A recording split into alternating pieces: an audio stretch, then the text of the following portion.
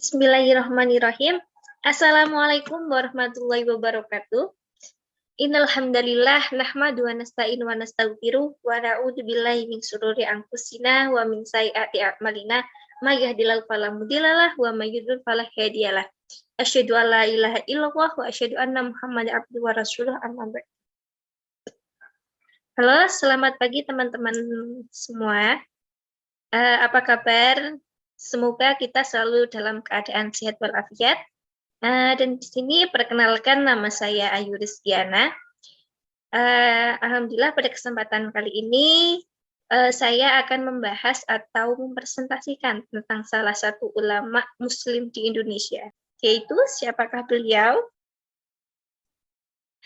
Iya, ini adalah Buya Hamka. Buya Hamka adalah salah seorang ulama besar yang pernah lahir di Indonesia dan menjadi bagian dari catatan penting perjuangan seorang Muslim di era pergerakan melawan penjajahan Belanda saat kemerdekaan maupun pasca kemerdekaan bangsa Indonesia. Karyanya yang sangat terpopuler atau yang banyak dikagumi umat Islam adalah tafsir Al-Quran 30 juz yang diberi nama Tafsir Al-Azhar. Nah, Buya Hamka adalah seorang ulama yang sangat toleran dalam kehidupan. Tetapi di sisi lain, beliau sangat kuat, tegas ketika berbicara menyangkut dengan akidah. Salah satu contohnya adalah ketika beliau menjadi salah satu ketua umum Majelis Ulama Indonesia atau MUI.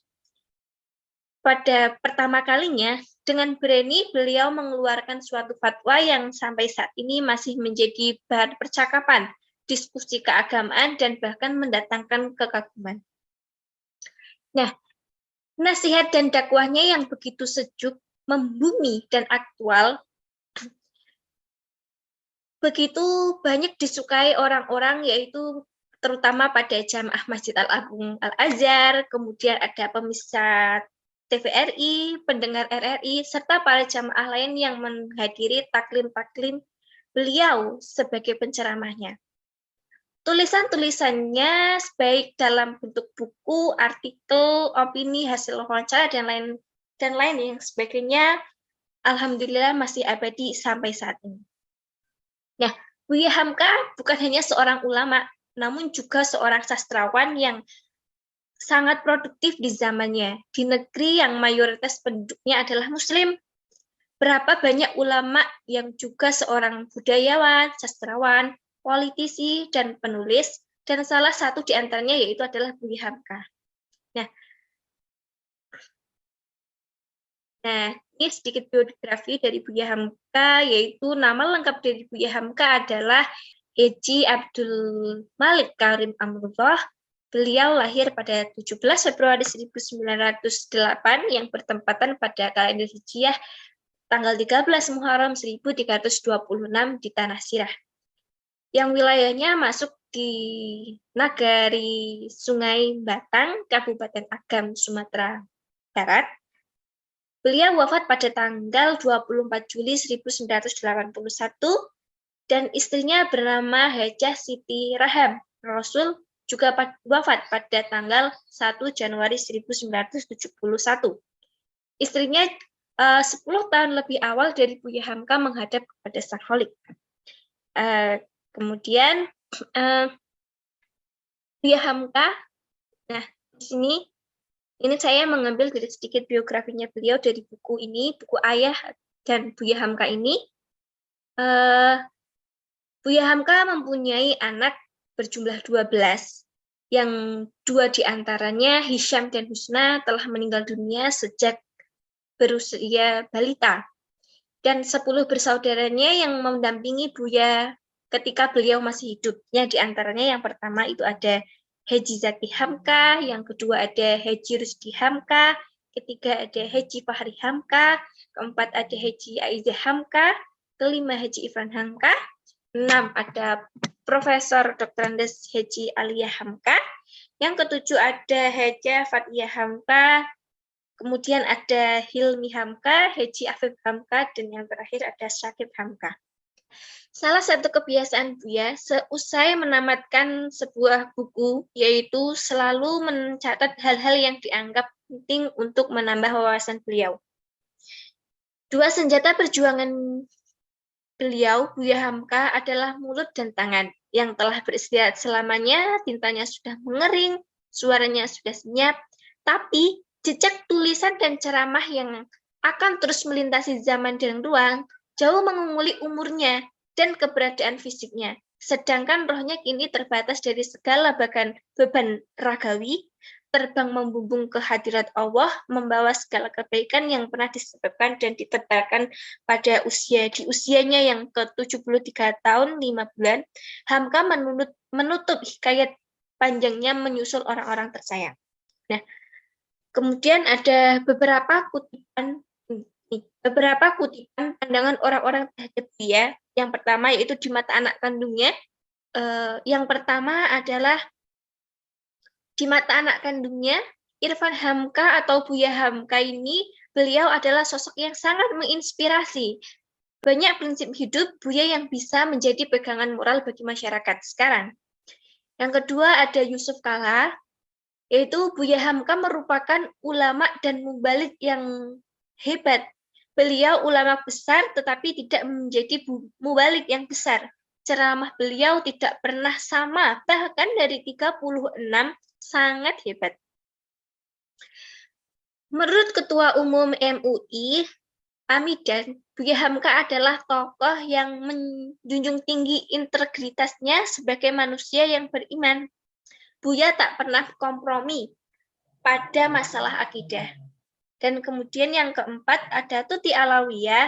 Buya Hamka menganggap beliau adalah sebagai guru. Pidato dan ceramahnya masih terkenang hingga sekarang. Beliau mengatakan begitu karena ia masih ingat bagaimana Buya bisa menginspirasi untuk menjadi pribadi yang bisa memperoleh kemenangan, yaitu dengan cara bagaimana memimpin masyarakat, pribadi, dan keluarganya. Nah, kemudian, di sini saya akan membahas tentang salah satu karya beliau, yaitu tentang kedudukan perempuan dalam Islam. Nah, di sini saya mengambil subbab, yaitu lebih mulia daripada bidadari. Apa itu yang lebih mulia dari bidadari?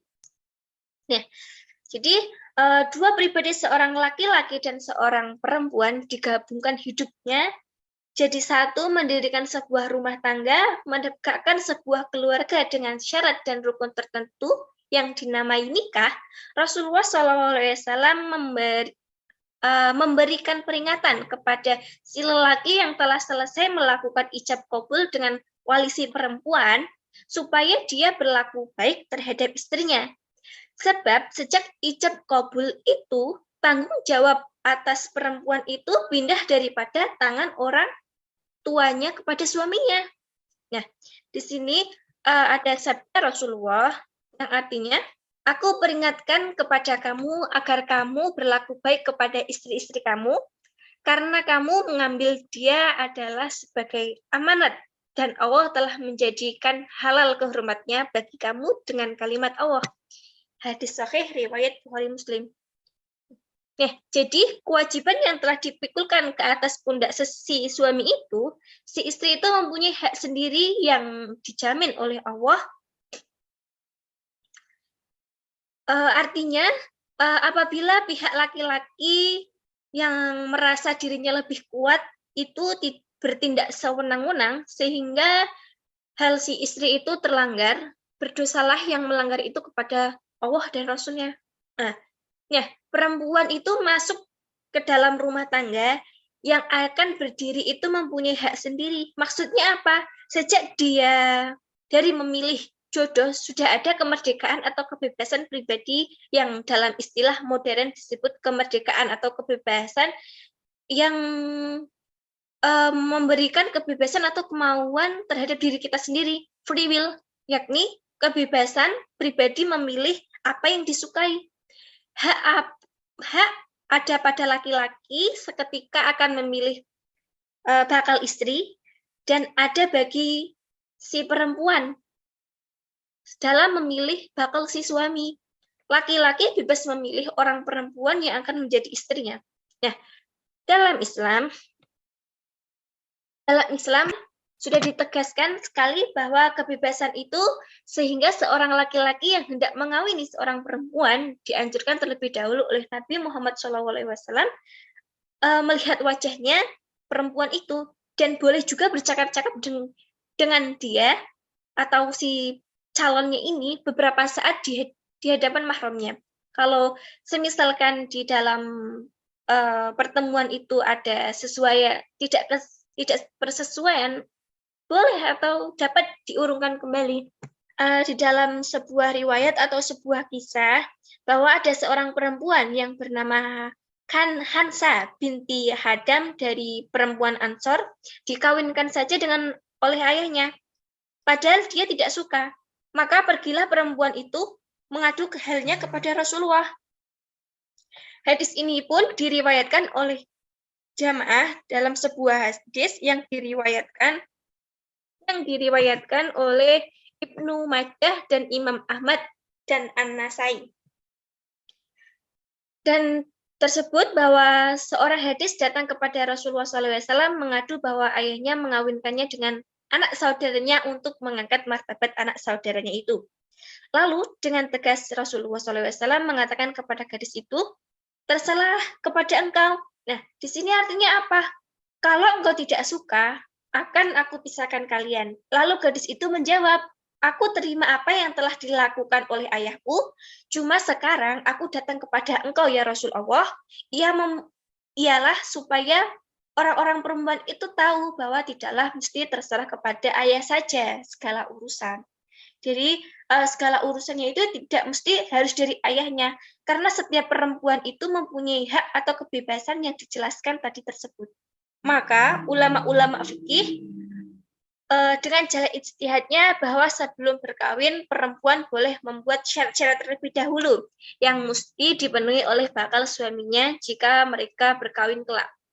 Dia boleh meminta talik atau talak. Misalnya dia membuat syarat kalau saya tidak pungli sekian bulan, kalau saya tidak dinafkahi sekian bulan menurut persetujuan kedua belah pihak, atau kalau saya dipukuli atau disakiti, si lelaki membuat taklik atau talak tergantung, yaitu talak laki-laki itu jatuh dan dengan sendirinya dia terpisah dengan laki-laki itu karena dia tidak dapat memenuhi syarat-syarat tersebut.